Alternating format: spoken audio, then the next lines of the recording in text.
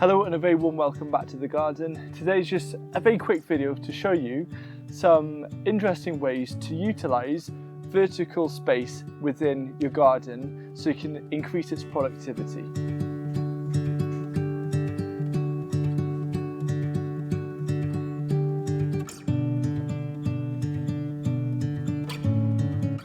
I've had a lot of questions about this structure here, and this is essentially to get both extra propagation space by creating space above this raised bed below, but also to protect seedlings from voles and from mice. And so essentially it's some metal wiring with 2 bits of wood running down lengthways that we've just tied to the top of the polytunnel. And so effectively we've created a whole new propagation space, and it's just a nice way to create extra space, which is the purpose of using the vertical.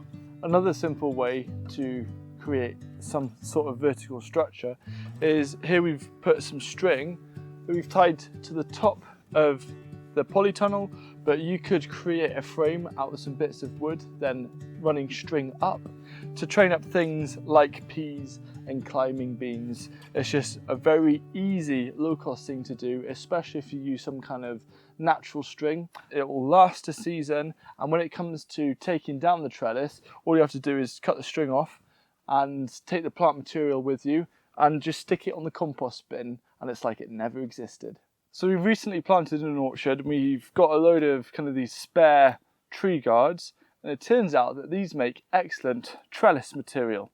And so this is super low cost. You put in your bamboo and you kind of weave it in and around this tree guard, stick it in, and you've got a fantastic, very simple vertical trellis, again for any of your climbing crops. Another very simple way of raising your seedlings is to use some guttering, and you just hang it from a polytunnel or from a fence, and you can just sow.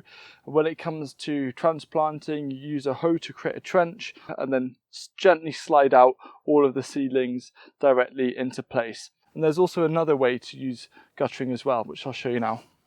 Here's a way that you can use a gutter as a more permanent feature. This is an extra deep gutter filled with compost, and then we put our strawberries in.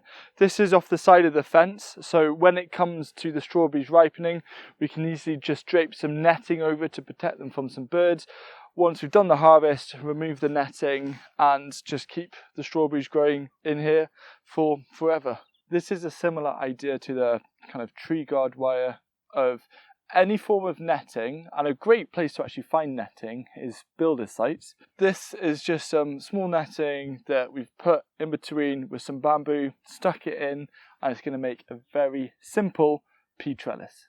Another way of creating vertical structures is to use kind of the cobweb effect. And so you can stick in a load of sticks, bamboo in this case, and then you just move some string in and around so it creates a bit of a maze, and then that's going to create nice support for any of the plants starting to grow up. The important thing with peas is that you can get away with not providing a vertical structure for them. They can spread over, and that's fine. However, the idea is if you have a small space, you absolutely want to make sure that you have some kind of vertical trellis for them, just so they're not encroaching on other parts of the bed where you could be growing other crops.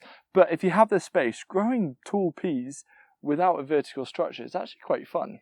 One of my favourite variants of vertical gardening is creating wigwam-like structures. So there's one here for peas. I do this for a lot of my climbing beans. There's another one for sweet peas.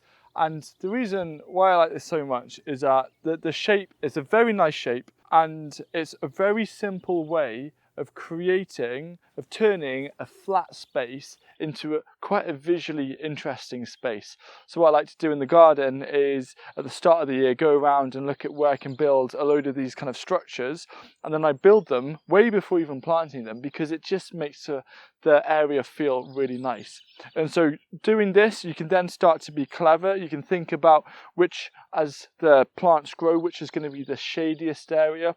So around here I might grow some salads, so they're less likely to bolt. I can also interplant with other things. In the front where it's south facing, I could plant something that is really sun loving. And so thinking about vertical structures in your garden, how it casts shade is really important. Another one that's fairly similar to this is an A-frame. Often I do this for, say, runner beans, and that is the exact same thing. It's going to have a side that absolutely soaks up all of the sun, another side that's going to be a little bit shady, and then effectively you're creating microclimates within your garden. And these vertical structures give another benefit, which is being able to protect other plants from wind. A lovely way to create a walled garden on a budget is to either invest in trellising like this, or another way of going about it that is a really nice rustic way is to get something like hazel, any kind of long straight sticks like that, and you can just tack them together into a grid pattern and then attach it to a fence or to a couple of fence posts to then just create a lovely trellis like this. And I've planted a climbing rose here, which hopefully will start to cover this whole space, with a grapevine coming over from the other side. And it's just a lovely way to add a bit of beauty, and it also creates a sun trap, and so this area in the front is going to be nice for growing a lot of sun-loving plants. Sometimes simple is the most effective. Here we've planted some Llanover peas, which are growing as a seed crop, and so it's on the outside of the garden within, and so we've got these posts, just tied some string around, and we're going to just gently encourage the peas to grow on the inside, and then if they start flopping out we can just bend them back in to keep them growing in, and then essentially all we have holding them up is a few of these bits of string, and that's going to be plenty to ensure that we've got this nice space in the front for a ton of colour. I could just imagine 13 metres of nasturtiums just going. I think the ultimate kind of vertical structure you can add to your garden is some form of archway. And so this is just a simple one, just using the bamboo and the tree guard netting.